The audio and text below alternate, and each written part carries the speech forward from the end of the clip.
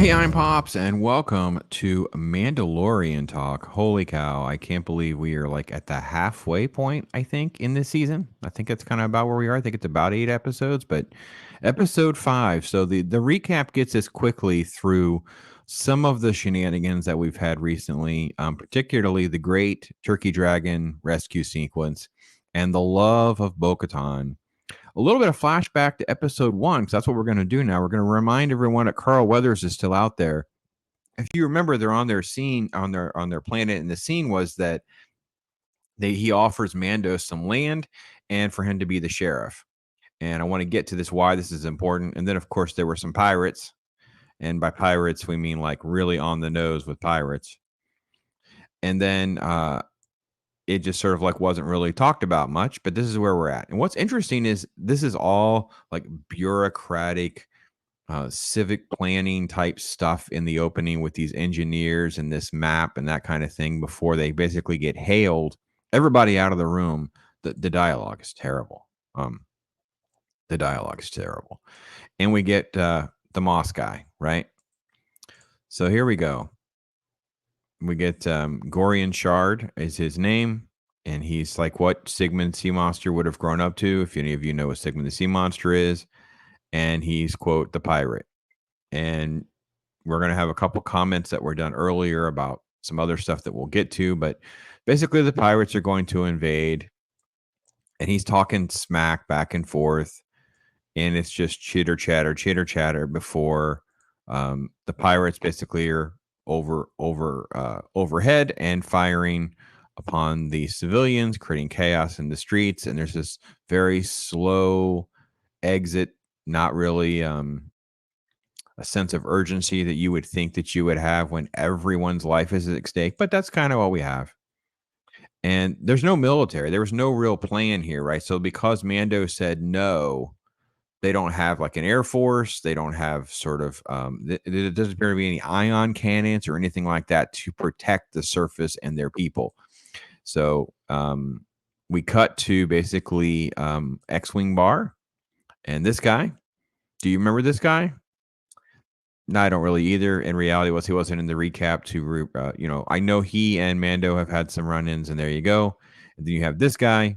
He also looks like he should be familiar. We should all know who he is. So, member berries, you should know, but you don't really care, because then we go to Coruscant, because he's like, well, we don't have a jurisdiction or a reason to send X-wings in, with this message from Carl Weathers. She's like, hey, listen, we're part of you guys now, which they really technically aren't. So I don't understand how all of that's miscommunicated, but it is.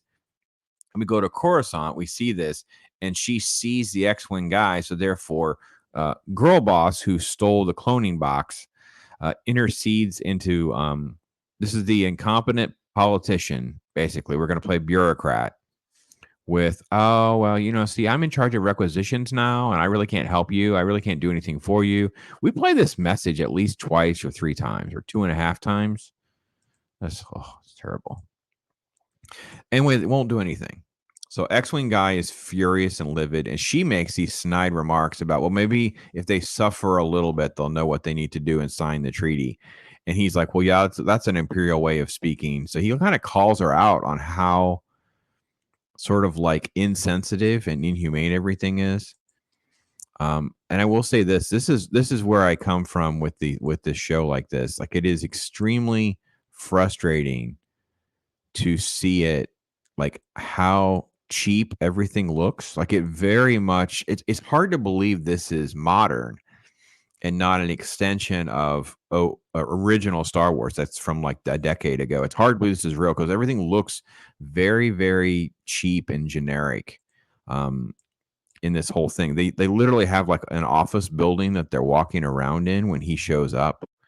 I want to see if I can go back to that shot, because that was my impression. Like, where on earth are we that we would see this the way we do? Hang on here, let me go back. Yeah, so he just walks around. Look at this, like it's just filmed in an office building. Like, these literally look like cloth cubicles that you would find in any of our office buildings.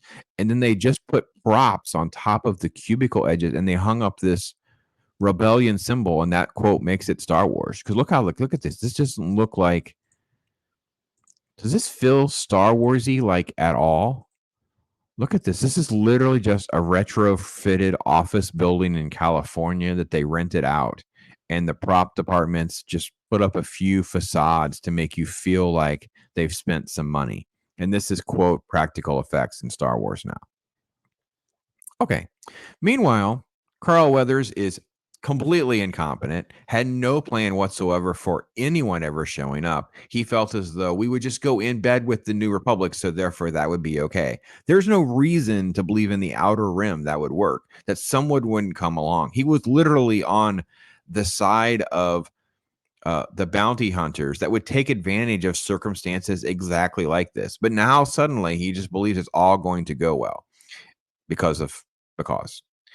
X-Wing guy. Okay, this sequence, we have to talk about this sequence. Okay. So this is the shot. We have inside and outside of the cockpit. I need to go ahead 10. And he makes his turn.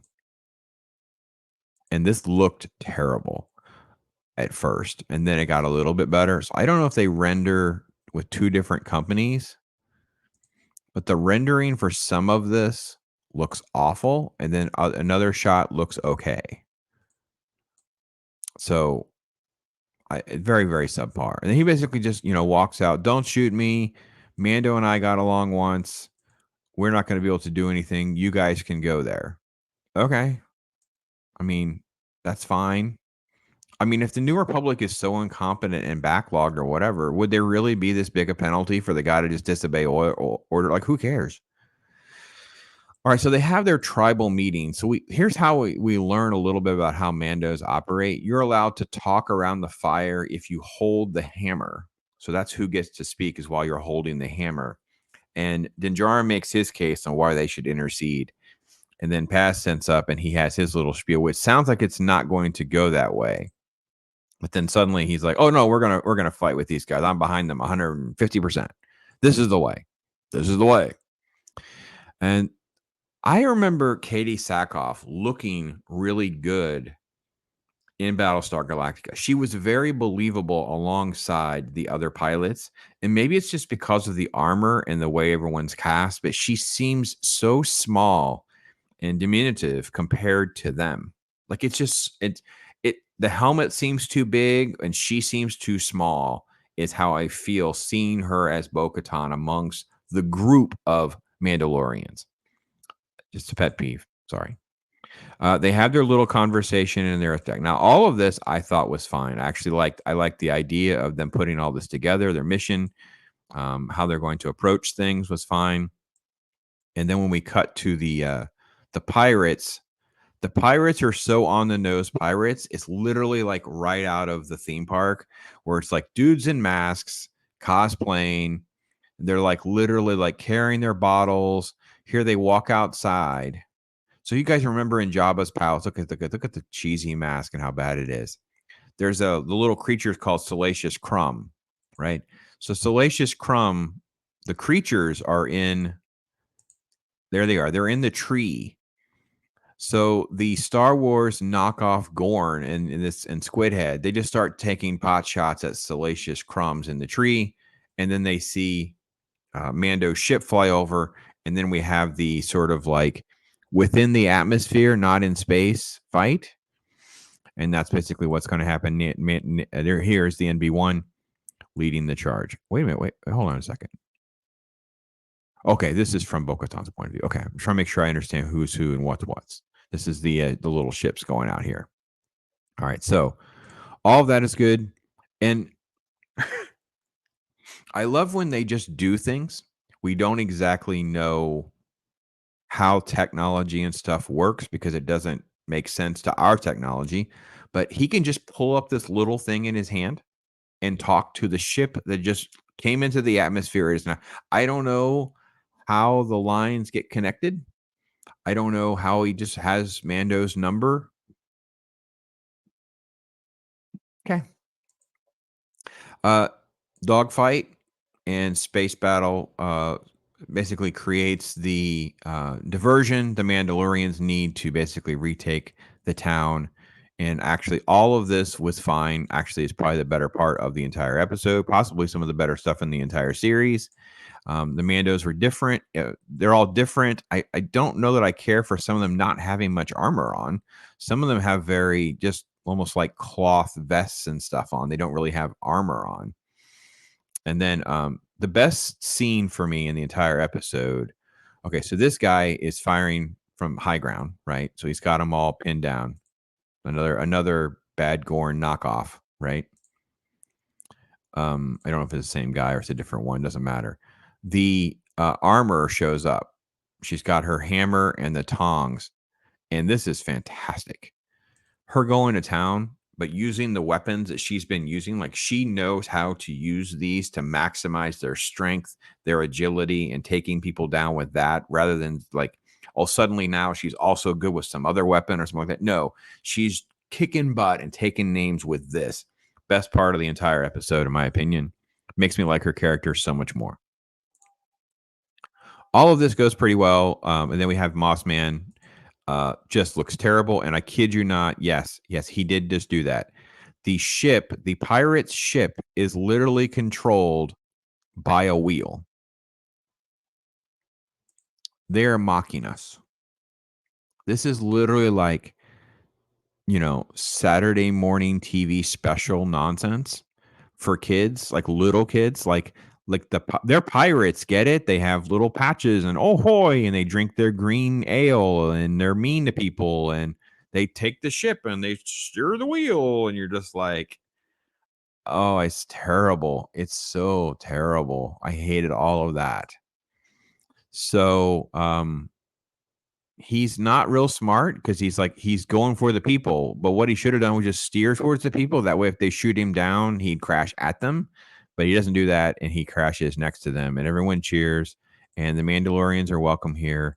This is the way, and that's kind of where we leave things, right? At least allegedly, that's where we're at. Um,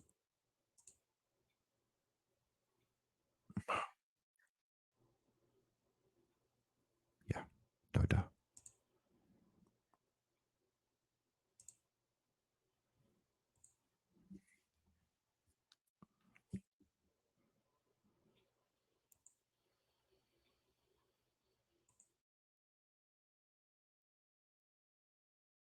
All right, so here he steers the ship. He's going to crash, and then we cut back to them.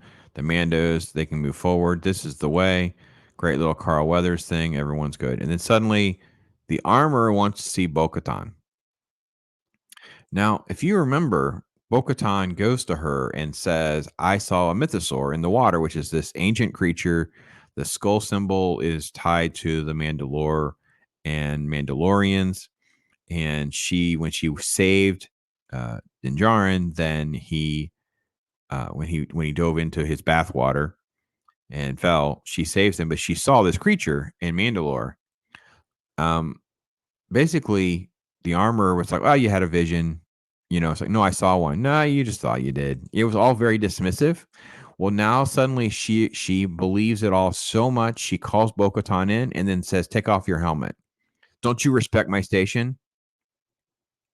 She just arbitrarily has been this religious Mandalorian zealot, and now she just decides Bo-Katan doesn't need her helmet. She's the gateway drug to both sides. She's the gateway for all the Mandalorians, whoever, helmets or no helmets. Whether you're Catholic or Protestant, it doesn't matter. You're circumcised, uncircumcised, you got your helmet, you don't. Um, yeah. Yeah. There you go. She's going to save the day, and they're all going to go on a mission together. And she just starts walking around without her helmet on. And everyone's like awkwardly looking around, and then they just do some head nods, and I guess they're all okay with it. Like it's just okay. Well, Bo-Katan doesn't need a helmet anymore. She's better because I said so. And then we have uh almost like an after credit scene or an after credit thought. So X-wing guy, he finds a shuttle, right? So it's an Imperial shuttle. Half of it's been blown out. It's not used for Imperial purposes anymore. And he has R2 Pro. Let's get to the R2 Pro. Is that what the shot is right there? Yeah. Let me go back. The R2 probe comes out of its head, and then suddenly, so there's the shuttle, and there's the shot, and it shoots off. Watch this, and just now it's suddenly a little hovering probe. I'm like, well, wait a minute.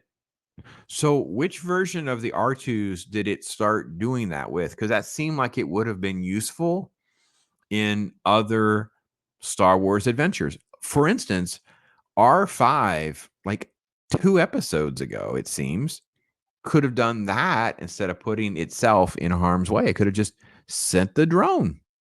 It could have just sent the probe. So just forget about like the bigger picture of droids just, a couple episodes ago. Anyway, this was the ship that was carrying Moff Gideon, of course. Everyone's dead. No one knows anything. And there's this little piece here that's Beskar, so therefore the Mandalorians are somehow tied to it. It's not a frame job. It's not anything other than just what we need it to be for next time. And that was pretty much how it ends up. After school special meets really bad serial writing. Like they're just so incapable of writing interesting TV. I'm just sort of like kind of shocked. I have to be honest. I think that there's so many moments that are so good or at least have the potential to be good, and then they're just derailed a moment later. Like they do certain pieces correct, and then it's just so it's like if you could take the whole thing, it's the same thing what happened at Andor. It's like Andor is a great show if you could just edit it down and speed it up, just tighten it up. Mandalorian has season 3 kind of needs to be restructured. Like we need to take everything that's been done and tighten it up, but also like restructure it. Like we didn't need to have the Andalorian piece mixed in. We didn't need to, so everything is just a discombobulated mess. Nothing is smooth. And the dialogue, oh my goodness, this dialogue is just unbearably bad. Very, very weak. So very disappointed in you, Jon Favreau, or whoever's in charge of writing some of this dialogue. And the Bo-Katan, the Mandalore religion, whatever the rules, schmools, they just throw it all out, man. Whether you have your helmet or you don't, it's just arbitrary when they want it to be. I just don't understand this freaking show, this game. I don't know. I don't know. Anyway, I'm Pops. You guys can tell me what I'm right and wrong. You guys, I'm sure, will throw it out there at me.